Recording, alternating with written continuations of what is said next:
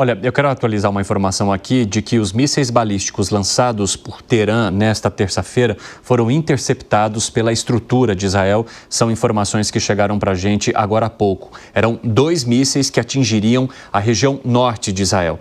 Essas são imagens recuperadas que mostram vários dos mísseis que atingiram Tel Aviv e outras regiões de Israel ao longo dos últimos dias. Mas nesta terça-feira, segundo as informações dos militares israelenses, há um controle do espaço aéreo. Inclusive, Estados Unidos e Israel mencionando que controlam também o espaço aéreo do Irã.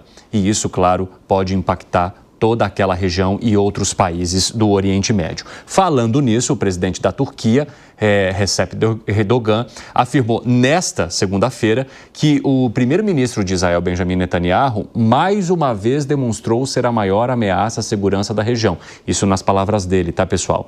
A declaração foi feita durante uma conversa por telefone com o emir do Catar, Tamim bin Hamad Al Thani, segundo nota oficial da presidência turca no X. O presidente Erdogan afirmou que continuará seus esforços para pôr fim à espiral de violência e que Netanyahu demonstrou mais uma vez ser a maior ameaça à segurança da região. Ainda segundo a publicação, Erdogan alertou que os ataques de Israel não podem ofuscar a crise humanitária e o genocídio em Gaza e reforçou a necessidade de evitar que a escalada alcance também a Síria. Gustavo Segré, como é que você avalia o possível envolvimento e as opiniões que chegam da Turquia, que em vários momentos se colocou como uma ponte para chegar a um acordo e em outros bastante opositora à política implantada pelo primeiro-ministro Benjamin Netanyahu de Israel? Evandro, até aqui são comentários, são manifestações sem involucrar questões bélicas. Isso me parece uma boa saída, porque são opiniões de pessoas que estão perto, mandatários que estão na região, que dão a sua informação de acordo com a sua crença, com a sua ideologia, mas não estão se involucrando firmemente nesse conflito. Uma informação que gostaria de compartilhar, Evandro, é que a grande maioria das embaixadas da América Latina, Argentina, Brasil, Uruguai, Chile, Bolívia e México, já evacuaram as suas embaixadas em Teherã. Isso mostra que a situação perante a diplomacia da região, América Latina, está começando a ficar um pouco mais tensa e que esses bombardeios estão complicando as pessoas que representam esses países. Não estamos falando apenas de um, estamos falando de uma grande maioria de países da América Latina que têm retirado as suas embaixadas. Então, juntando as duas coisas, ações como a evacuação das embaixadas de países da América Latina de Teherã, comentários de Erdogan nesse caso, e deveremos ter outros manifestando a sua oposição de um lado e do outro. Mas o que me preocuparia seria se algum desses países da região entra dentro do conflito. Até agora são manifestações e é do jogo, e todas elas pedindo paz. Isso também é bom. Ô Fábio Piperno, como é que você avalia essa frase de Erdogan? Netanyahu é a maior ameaça à região? E, inclusive, só atualizar também outra informação para vocês. Em vários momentos a gente divide a tela com 2 imagens. Do lado esquerdo, nós temos Jerusalém, em Israel, que também foi alvo de ataques recentes do Irã. Do lado direito, nós temos o território iraniano em uma faixa onde há o desenvolvimento e as pesquisas voltadas para a energia nuclear. Então, nós estamos mantendo os olhos nas 2 regiões para entender se haveriam ataques também nesta terça-feira de um lado ou de outro. Fala, Piperno, como é que você avalia o discurso de Erdogan? Primeiro que é difícil estabelecer quem é a maior ameaça à paz da região. Sem dúvida nenhuma, o primeiro-ministro Benjamin Netanyahu é sim uma ameaça à paz. Ele nunca foi exatamente um pacifista. E vejam, não vou nem falar do capítulo guerra, mas Netanyahu é alguém que estimula, por exemplo, a instalação de colônias, tanto na faixa de Gaza quanto lá na Cisjordânia. O que isso significa? Significa a redução do território ocupado pelos palestinos. Eu não estou me referindo ao Hamas, até porque isso também inclui a Cisjordânia, onde não tem Hamas, né? Então, historicamente, ele faz isso, né? Historicamente, ele é alguém que cobra dos Estados Unidos, por exemplo, ações contra o Irã. e contra outros vizinhos, né, outros países da região que ele enxerga como hostis. Agora, Erdogan, obviamente, ele não é o melhor amigo de Netanyahu. Mas Erdogan também tem algumas credenciais nesse barril de pólvora. Ele, por exemplo, foi alguém, assim como o Brasil em 2009, que participou daquela frustrada negociação por um acordo que pudesse estancar a expansão do programa nuclear iraniano. Um acordo que depois acabou sendo vetado pelos Estados Unidos, que mais tarde, em parceria com outros países ocidentais e tal, acabou fechando um outro tipo de tratado que acabou, inclusive, sendo menos rigoroso para o Irã daquele inicialmente previsto. Então é claro que esse é um lance a mais e um tabuleiro muito intricado. E para você, hein, Zé Maria Trindade? Olha, essa região, ela naturalmente ela é muito tensa, né? E esse clima entre dois países tão próximos, né? E que um ameaça o outro, para você ter uma ideia, o Irã diz que só quando arrasar Israel é que ficará bem, que ficará confortável. Tudo isso produz essa conclusão que estão aqui em Brasília, a avaliação é de que a situação vai escalar e muito, né? Dizem aqui que as informações são de que Israel está disposto a repetir com o Irã o que fez na faixa de Gaza. Então, que a situação é muito grave, principalmente para Teherã. Então, a expectativa é de piorar a situação e mostrando assim, uma gravidade real para o Irã. A contrapartida, que foi apresentada inclusive pelo presidente dos Estados Unidos, Donald Trump, de uma rendição sem exigências de Irã, isso é muito difícil, né? O regime de Irã não permite uma entrega total assim, uma rendição a ponto de receber fiscais, controle sobre a produção o enriquecimento de urânio, né? Então, a situação é grave e a tendência, eu fiquei impressionado com as últimas informações sobre a guerra entre Israel e Irã.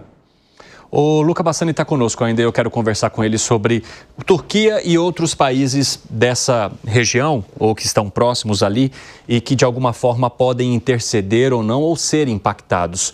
Como é que as reações elas chegam para esses líderes que em algum momento se colocaram como mensageiros da paz e em outros como grandes críticos de um lado ou de outro, Luca Bassani?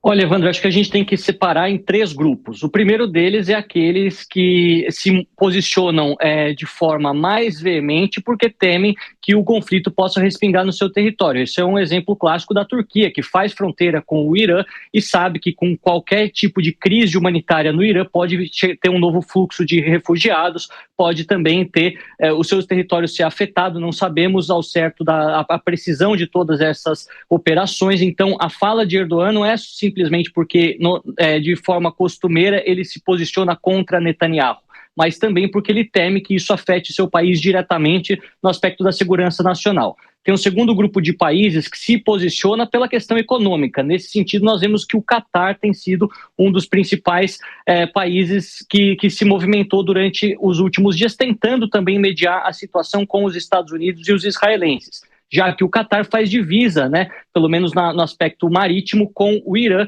e tem o controle de um dos maiores campos de produção de gás natural, o campo de Pars do Norte, enquanto que Irã controla o campo de Pars do Sul, ou seja, eles fazem fronteiras e isso pode interferir, obviamente, a economia catar e a economia de toda a região. E, por fim, temos aqueles que se manifestam por obrigação diplomática. A gente sabe que eles não nutrem nenhum tipo de sentimento bom nem por Israel, nem pelo Irã. Então é o caso da Jordânia, Emirados Árabes Unidos, Arábia Saudita, Egito, e fazem as suas declarações simplesmente por tentarem pregar a paz, tentarem mostrar que advogam para uma solução pacífica desse conflito, mas no fundo estão aliviados que o programa iraniano está sendo inviabilizado e não vão também chorar caso Israel sofra, porque não são aliados de Israel. Então, acho que é importante fazer essa diferenciação para os países da região, lembrando que o Irã, depois da queda do regime de Bashar al-Assad, no final do ano passado, não tem nenhum Estado constituído que o apoie, que dê retaguarda militar ou apoio formal nas Nações Unidas. Todos os outros países são ou críticos ou apenas aliados econômicos comprando as commodities energéticas iranianas. Obrigado pelas informações, Luca Bassani. Inclusive, o presidente Donald Trump, então, se reúne na sala de crise na tarde desta terça-feira com as autoridades para entender de que maneira conduzir esse conflito. São informações que chegam por fontes da Casa Branca. Ô Zagarino, quero te ouvir sobre o quanto isso impacta também outros países da região e o que esperar agora de decisões que possam vir dos Estados Unidos. Diga. O impacto da região, ele se dá em razão dessa tensão, principalmente por causa da grande produção do Irã na região de energia e também ali o que envolve também o preço do petróleo. Isso gera um problema para o mundo inteiro, mas ao mesmo tempo faz com que as decisões dos Estados Unidos sejam tomadas para, de novo, vou reiterar, levar ao fim deste conflito. O Luca Bassani ele foi cirúrgico quando ele destacou: não existem mais aliados ao Estado iraniano. Isso não significa dizer, é sempre muito bom destacar aqui para a nossa audiência, não significa dizer que o mundo está contra o povo iraniano, mas sim os estados, os vizinhos, os estados do Oriente que não querem comprar essa briga, do Ocidente, são contra o regime adotado no Irã, principalmente com o extremismo fundamentalista que prega o fim de um Estado que é aliado de tantos outros, como o Estado de Israel, mas principalmente no que tange a questão de direitos humanos e direito internacional, até mesmo quem é contrário ao posicionamento de Israel não prega o fim do Estado de Israel, como prega o regime iraniano. Então, essa intervenção e as ações de Donald Trump nessa sala de crise, elas estão com certeza caminhando para uma intervenção cada vez maior dos Estados Unidos para tentar fazer a queda do regime.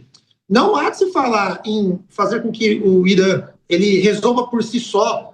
Se eu não me engano, foi o Piperno que comentou: o povo iraniano tem que se insurgir para eventualmente cair o regime. Isso não vai acontecer. Você vê, inclusive, muita gente no Irã que, infelizmente, está sendo doutrinado por este governo e se manifesta de forma ao lado do governo, positiva às ações do governo, o que é muito ruim.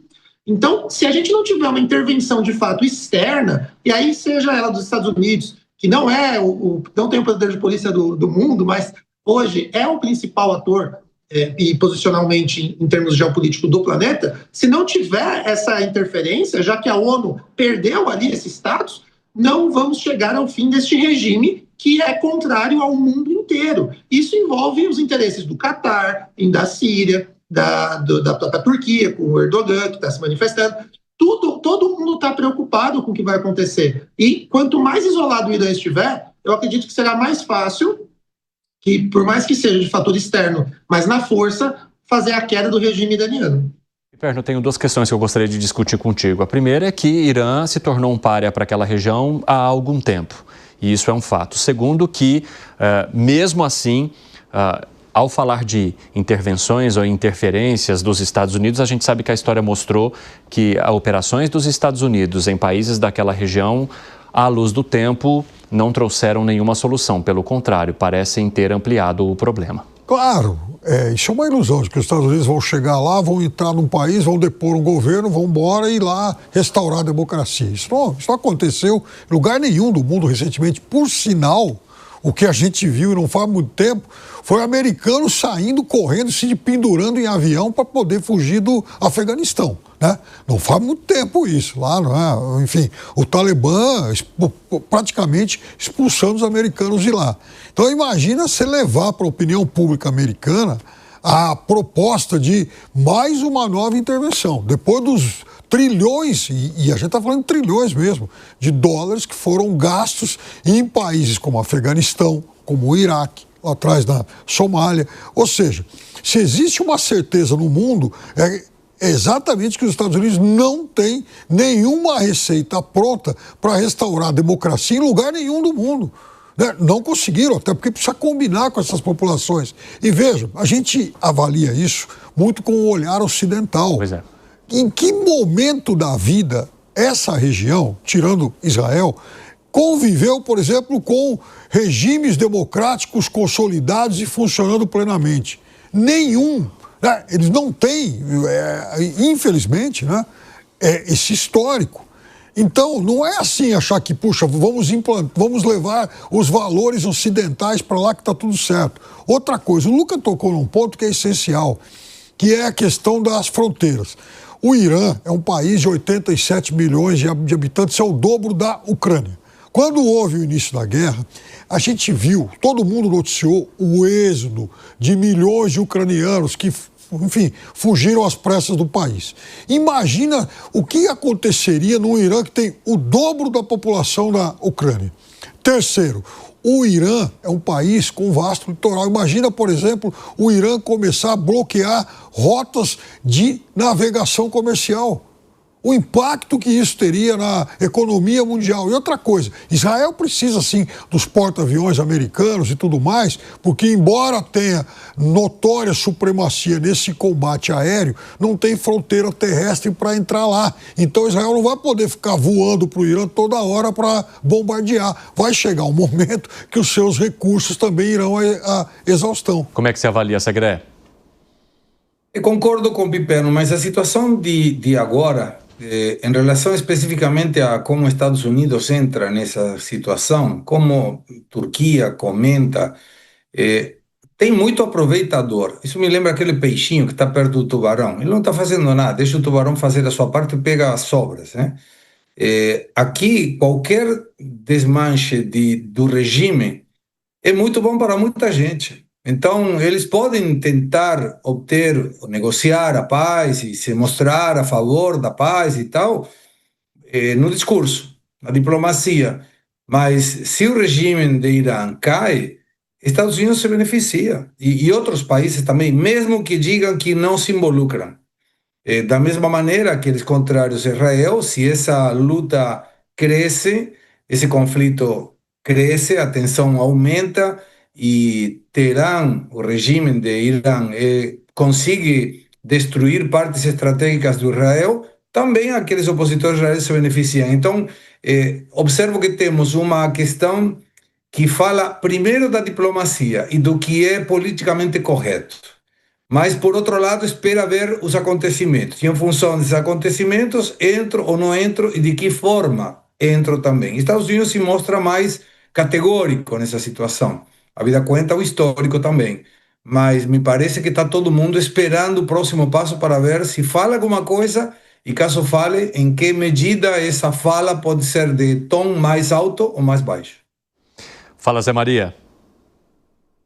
Pois essa possibilidade dos Estados Unidos intervir diretamente na guerra praticamente não existe, né? Vai continuar assim, um apoio a Israel, né? Mas intervir diretamente não. Esta reunião do presidente Trump na Casa Branca, ela é uma reunião decisiva, né? É uma avaliação de projeções de futuro, de cenários futuros, e todos os cenários indicam que os Estados Unidos não devem se envolver diretamente, né, numa guerra contra o Irã. Porque se os Estados Unidos entrar, é como diz o Donald Trump, entrar pesado, entrar para massacrar. E aí seria difícil demais para manter exatamente a comunidade internacional apoiando uma situação dessa. A França, por exemplo, já diz claramente que não é bom, não é, vamos dizer, normal que um outro país externamente entre, que seria o caso do Irã, né, para mudar o regime. Isso não dá certo. E é perigoso demais, porque pode jogar o Irã nas mãos de grupos mais radicais ainda.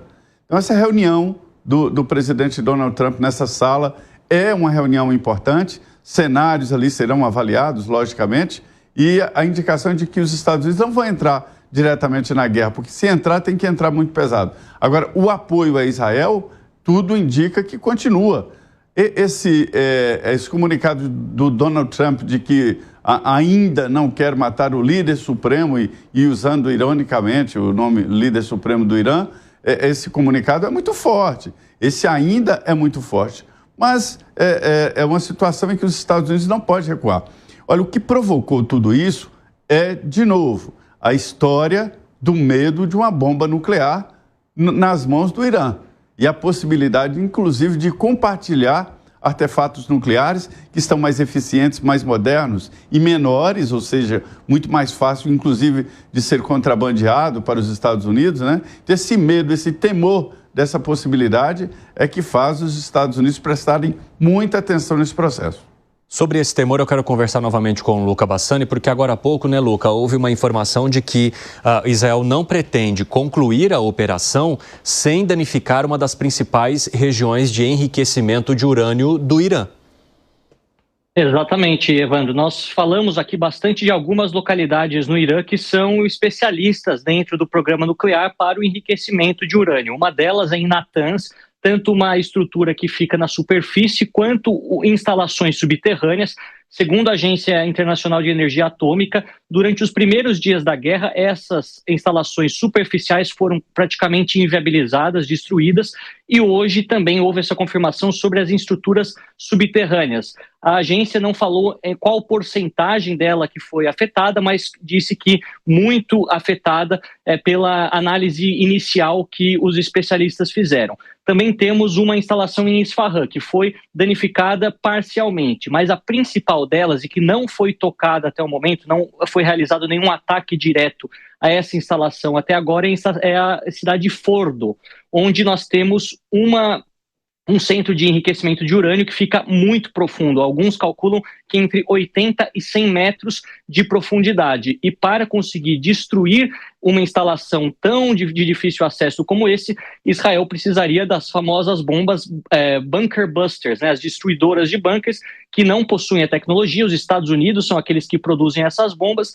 e não só as bombas são difíceis de produção, que pesam muito, são várias toneladas, mas também aviões capazes de carregarem essas bombas de maneira estável, o que Israel também não tem. Então a gente sabe que se caso acontecer uma operação definitiva nessas instalações, os Estados Unidos teriam participado de forma direta, concedendo esses armamentos para Israel. Mas a gente pode também pensar que o governo israelense parta para uma abordagem de destruição parcial, ou seja, apenas afetando os suprimentos de energia, afetando a parte superficial, o que também danificaria as centrífugas e dificultaria o processo de enriquecimento de urânio. Ainda não podemos falar com certeza ou de maneira categórica qual dessas opções vai ser escolhida, mas a IDF deixou claro que as operações no Irã não vão ser concluídas antes de Fordo ser inviabilizada. Portanto, há essa expectativa que nos próximos dias, talvez com a participação americana, isso aconteça. Valeu, Luca Bassani. Sobre a estrutura enviada pelos Estados Unidos, o Pentágono enviou mais caças ao Oriente Médio e também estende a presença aérea na região. Segundo a Fox News, os Estados Unidos estão deslocando mais aviões de combate para a região e ampliando a permanência de equipamentos aéreos já posicionados na região em meio a essa escalada de tensão entre Irã e Israel.